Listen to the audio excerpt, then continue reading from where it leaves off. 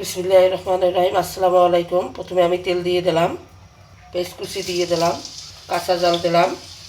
এখন আমি পেঁয়াজ কাঁচা জাল ভুনে নেব।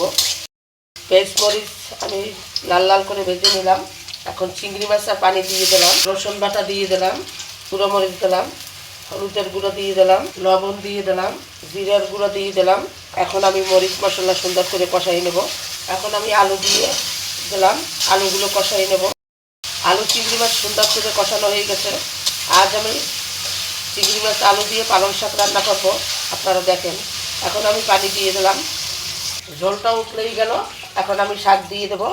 বিসমিল্লাহির রহমানির রহিম। আজ আমি আলু চিংড়ি মাছ দিয়ে পালং শাক করতেছি, আপনারা দেখেন।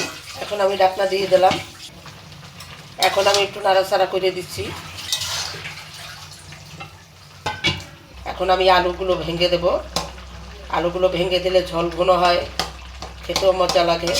দেখেন আলুগুলো ভেঙে দিলাম, কতটা সুন্দর লাগতেছে। এখন আমার শাক হয়ে গেছে। আলু চিংড়ি মাছ দিয়ে পালং শাক করলাম, আপনারা দেখেন। লাইক কমেন্ট শেয়ার করবেন। আজ এই পর্যন্ত। আল্লাহ হাফেজ।